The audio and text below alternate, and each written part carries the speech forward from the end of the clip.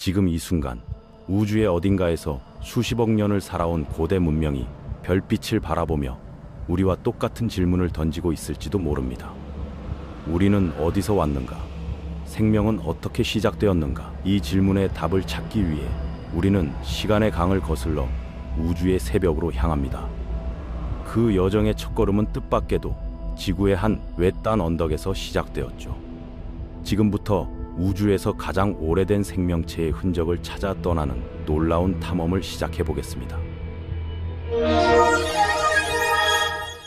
우리의 탐험은 터키 남동부 건조한 언덕지대에서 시작됩니다. 1994년 독일 고고학자 클라우스 슈미트가 현지 농부들의 안내를 받아 이 언덕을 조사하기 시작했을 때 그는 단순한 고분이라고 생각했어요.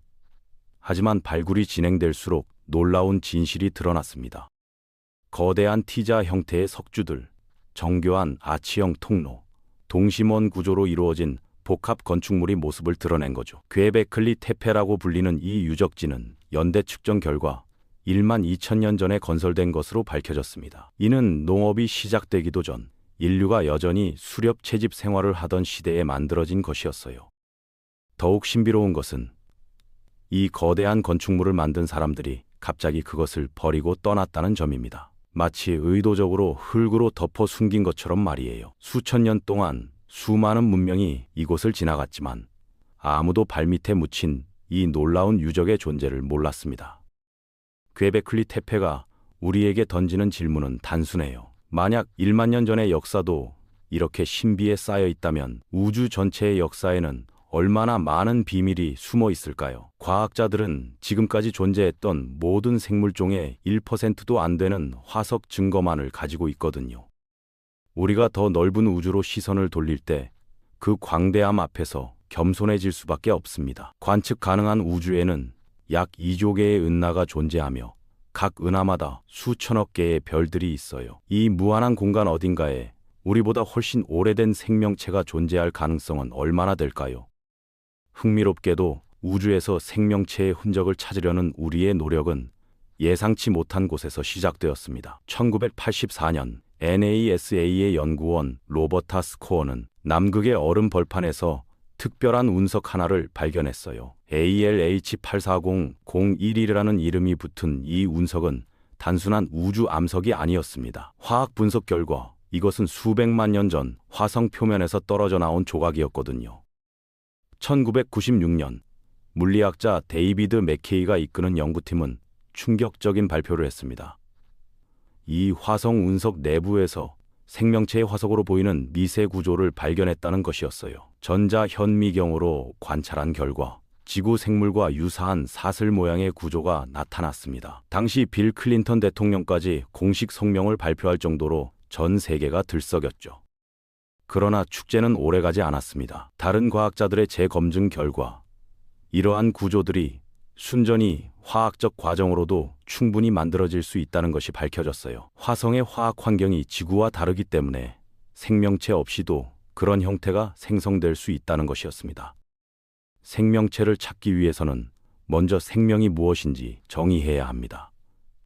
현재 과학 문헌에는 200가지가 넘는 서로 다른 생명의 정의가 존재해요. 하지만 대부분은 세 가지 핵심 특성에 동의합니다. 첫째, 생명은 정보를 저장할 수 있어야 해요. 둘째, 생명은 환경과 상호작용하며 반응을 일으킬 수 있어야 합니다. 셋째, 생명은 자기 복제 능력을 가져야 하죠. 물리학자 에르빈 슈레딩거는 생명의 본질을 물리학적 관점에서 처음 설명한 인물입니다. 그는 생명체가 정보의 저장과 활용, 전달을 통해 작동한다는 가설을 제시했어요. 지구상의 모든 생명체는 이 원리를 따릅니다. DNA의 정보를 저장하고 RNA를 통해 명령을 전달하며 단백질을 만들어 반응을 촉진하죠. 그런데 지구에서도 이 정의의 경계선은 모호합니다. 바이러스는 정보를 저장하고 복제하지만 숙주 없이는 혼자 할 수 없어요. 그렇다면 바이러스는 살아있는 것일까요? 또한 생명이 처음 등장했을 때를 생각해보면 현재의 DNA, RNA, 단백질 시스템은 너무 복잡해서 처음부터 존재했을 수 없습니다.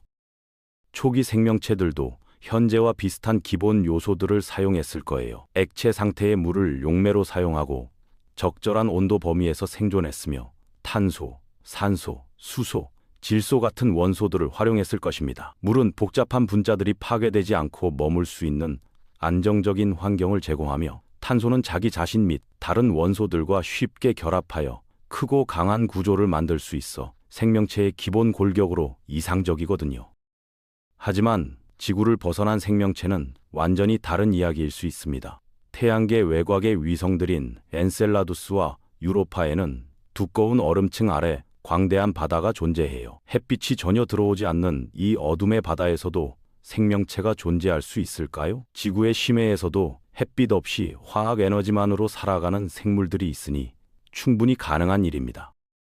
토성의 위성 타이탄은 더욱 흥미로운 사례예요.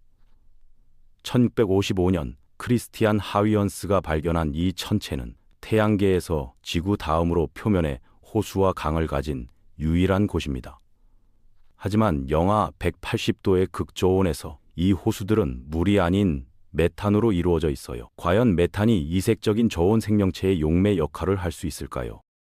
1952년 시카고 대학교 대학원생 스탠리 밀러는 노벨상 수상자인 해롤드 유리 교수의 지도하에 획기적인 실험을 수행했습니다. 밀러는 플라스크에 물, 메탄, 암모니아, 수소의 혼합물을 넣고 전기 스파크를 가했어요. 이는 원시 지구의 조건과 번개를 모방한 것이었습니다.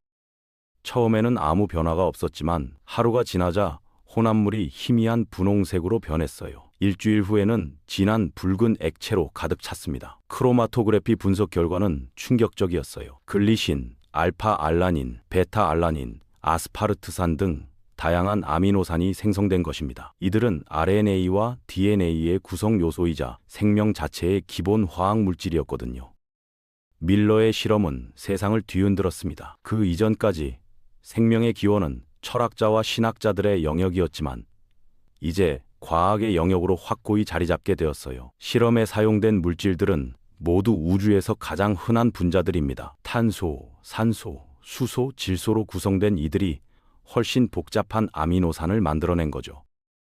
나중에 밀러의 봉인된 시료를 재분석한 결과 그가 당시 감지할 수 없었던 더 많은 아미노산들이 발견되었습니다. 흥미롭게도 이 중에는 지구 생명매가 사용하지 않는 변형들도 포함되어 있었어요. 우리 행성의 생명체는 훨씬 많은 선택지가 있음에도 불구하고 특정한 20가지 아미노산에만 의존하고 있는 것입니다.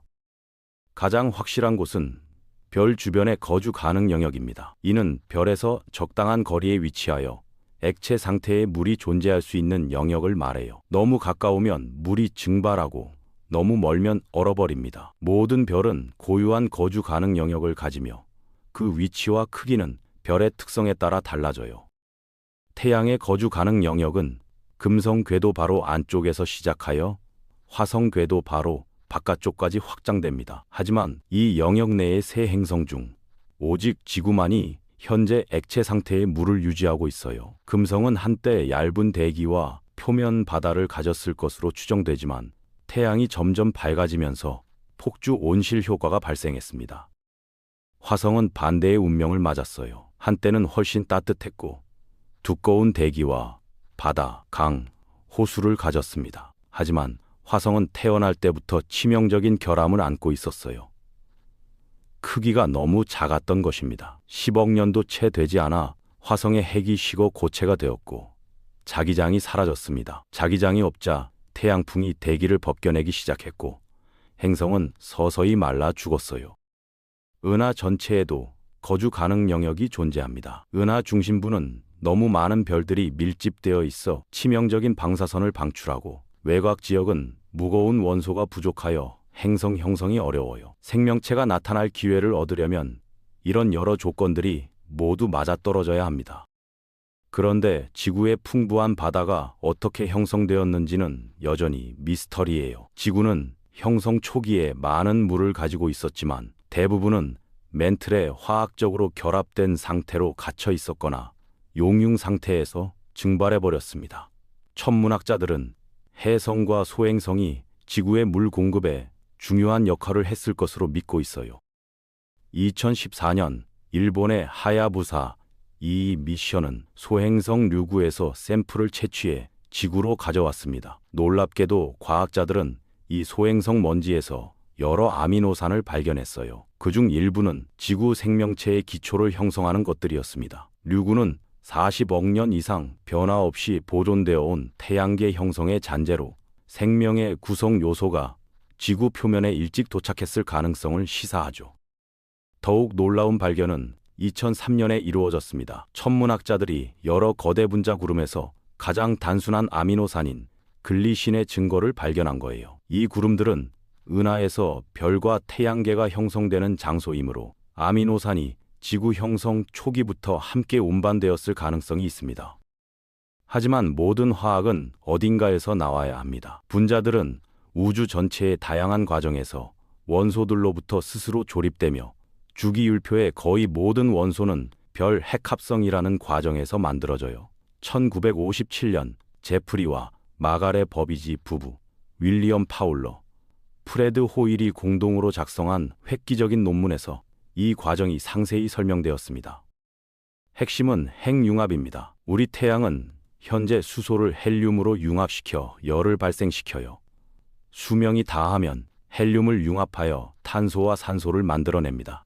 태양보다 훨씬 무거운 별들은 탄소와 산소를 더 무거운 원소들로 융합시킬 수 있어요. 철까지는 별 내부에서 만들어질 수 있지만 더 무거운 원소들은 초신성 폭발이나 중성자별 충돌 같은 극한 상황에서만 생성됩니다.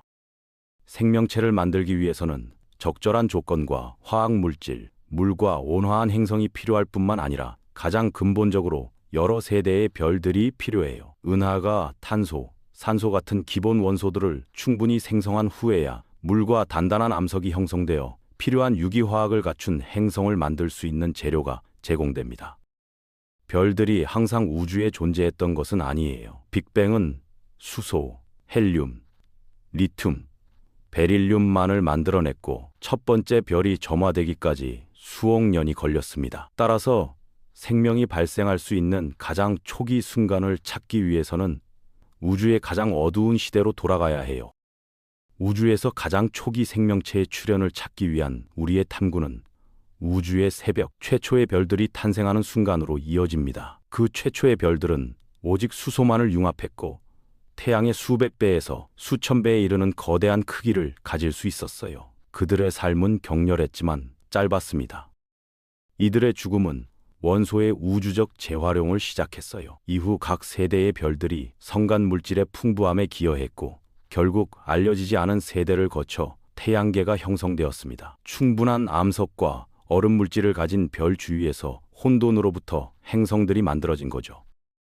우리는 최초의 별이 빅뱅 이후 최소 1억 년이 지나서야 나타났다는 것을 알고 있어요. 또한 제임스 웹 우주망원경의 관측을 통해 은하들이 5억 년 안에 완전히 구성된 것으로 보인다는 것도 알고 있습니다. 그 이전 우주 마이크로파 배경 복사가 우주를 따뜻한 복사로 가득 채웠던 시기가 있었지만 그것은 암석 행성이나 물이 발달하기 훨씬 이전이었어요. 정확한 답은 아직 없지만 한계는 있습니다. 우리가 아는 생명체가 암석 행성의 액체 물 바다에서 번성할 수 있는 첫 번째 가능성은 빅뱅 이후 1억 년에서 5억 년 사이에 발생했을 거예요. 우리 태양계는 약 90억 년 후에 형성되었으므로 지구가 우리 우주에서 생명을 만들어낸 첫 번째 기회가 아니었다고 가정하는 것이 안전합니다. 물론 이것은 우리가 확실히 아는 종류의 생명에 대해서만 해당하는 이야기예요. 우리가 상상할 수 있는 종류의 생명은 다를 수 있습니다. 생명에 대한 우리의 단순한 정의로 돌아가 보면 다윈의 진화론적 진화의 대상이 되는 생명체는 정보 저장, 자기 복제, 환경과의 상호작용 능력이 필요해요. 지구의 생명체는 물에 담긴 화학물질 수프나 충분한 에너지원을 제공하는 햇빛을 통해 이를 달성했습니다. 따라서 이와 유사한 가장 초기의 생명체는 몇 세대의 별이 이미 왔다 간 후 적어도 수억 년 동안은 존재할 수 없었어요. 하지만 과학자들은 메탄 외에도 많은 대체 생화학 형태에 대해 추측해왔습니다. 암모니아, 불화수소, 황화수소, 이산화규소가 물의 대안이 될 수 있다고 제안되었어요. 또한 지구상의 거의 모든 생명체에게 치명적인 비소가 이색적인 세계에서는 이내 유용한 대체물이 될 수 있다고 제안되기도 했습니다. 2007년 물리학자 바딤 차이코프스키는 분자 상호작용에 대한 컴퓨터 시뮬레이션을 실행하여 흥미로운 발견을 했어요. 성간가스 구름의 먼지 입자들이 고에너지 플라즈마에 노출될 때 자체 조직화되어 복잡한 형태를 만들 수 있다는 것이었습니다. 생명 자체는 아니지만 생명체와 같은 특성이 발생할 수 있다는 흥미로운 힌트였어요. 이러한 모든 대안들은 궁극적으로 동일한 화학을 필요로 합니다. 주기율표의 원소들이 잠재적으로 생명으로 이어질 수 있는 흥미로운 방식으로 혼합되기 시작하기 전에 우선 존재해야 해요. 따라서 이런 대안들도 우주에서 최초 생명체의 출현을 지구에서 이식할 수 있는 종류보다 훨씬 이전으로 되돌릴 수는 없습니다. 더 이전으로 돌아가려면 더욱 이색적인 것을 생각해야 해요. 1973년 저명한 물리학자 프랭크 드레이크는 중성자별 내부의 미세한 구조가 다윈의 진화에 대한 모든 조건을 충족할 수 있다고 제안했습니다. 이런 구조들은 강한 핵력에 의해 결합되고 중성자별 자체의 풍부한 열 에너지로 둘러싸인 복잡한 상호작용 형태를 만들 수 있어요. 우주의 암흑 영역에 숨겨진 또 다른 가능성이 있습니다. 물리학에 대한 우리의 이해는 우주 전체 에너지와 질량의 5% 미만에 불과해요. 대부분은 현대 물리학에 알려지지 않은 형태입니다. 이 알려지지 않은 것은 암흑물질과 암흑에너지로 나뉩니다. 암흑물질과 암흑에너지의 본질을 여전히 이해하지 못하고 있어요. 그들은 중력과 시공간을 통해서만 상호작용하는 단순한 입자일 수도 있고 더 복잡할 수도 있습니다. 새로운 자연의 힘이 암흑물질끼리 그리고 암흑에너지와 상호작용할 수 있게 할 수도 있어요. 여러 종류의 암흑물질 입자가 있을 수 있고 이들 간에 완전히 새로운 상호작용이 발생하여 암흑원소의 주기율표, 암흑원자, 암흑분자, 암흑화학, 심지어 암흑생명체까지 형성할 수 있습니다. 우리가 이해할 수 없는 에너지원을 사용하는 완전히 외계적인 생명체가 우주에 숨겨진 그림자에 존재할 수 있어요. 그런 종류의 암흑 그림자 생명체가 가능하다면 최초의 별이 나타나기 훨씬 전에 나타났을 수 있습니다. 단순한 핵융합을 넘어선 에너지원에 접근할 수 있었기 때문이에요. 간단히 말해서 우리는 극초기 우주의 조건을 이해하지 못합니다. 우주가 1초도 되지 않았을 때 작용한 에너지는 우리의 현재 이해 수준을 훨씬 넘어서요. 빅뱅의 불길 속에서 어떤 이색적인 힘이 춤을 추었는지, 어떤 구조와 패턴이 나타났는지 누가 알겠습니까? 생명체와 같은 것이 그 소용돌이에서 생겨났을 수도 있고 어쩌면 생각할 수도 있었을 거예요.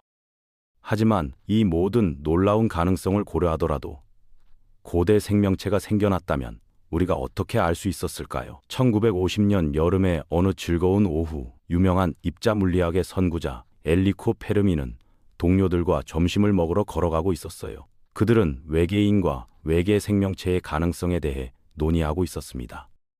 한동안 논쟁을 벌인 끝에 점심 식사 후 페르미는 갑자기 "그런데 모두 어디 있지?" 라고 소리쳤어요. 논리는 간단했습니다. 지구는 특별히 특별하지 않아요. 지구 표면에는 액체 상태의 물이 있고 온화한 환경이며 유기물이 풍부한 숲이고 풍부하고 꾸준한 에너지 공급이 있습니다. 우주는 광대해요. 은하수에만 현재 적어도 1000억 개의 별이 살아있고 관측 가능한 우주에는 잠재적으로 거의 2조 개의 은하가 있을 수 있습니다. 물리학에서는 아무 일도 한 번만 일어나지 않아요. 자연이 금지해서 절대 일어나지 않거나 허용해서 우주는 가장 희귀한 현상조차 여러 번 일어날 수 있을 만큼 큽니다.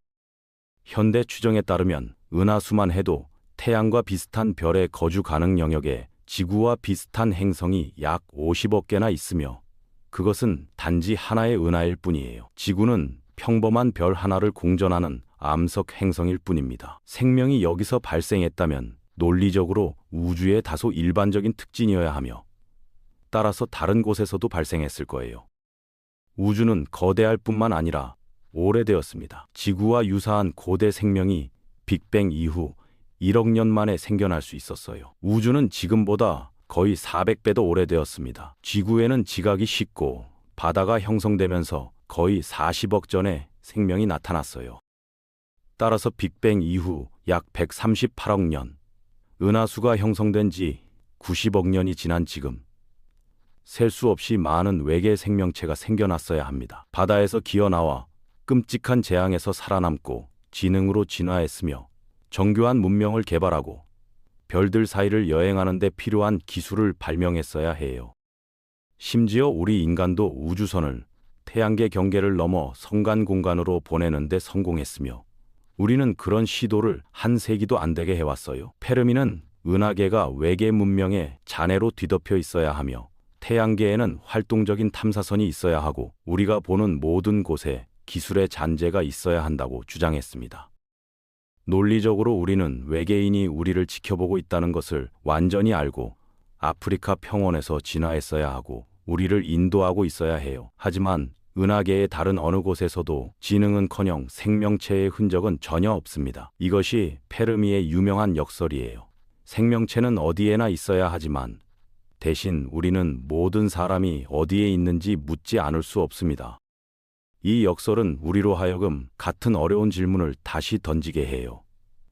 우리는 외계 생명체를 어떻게 인식할 수 있을까요? 상상할 수 있는 가장 이색적인 생명체, 예를 들어 빅뱅의 첫 순간에 살았던 생물이나 우주의 암흑구역 내에 존재하는 생명체는 우리의 가장 영리한 실험에서도 그 존재에 대한 증거가 숨겨져 영원히 우리에게는 이해하기 어려울 거예요.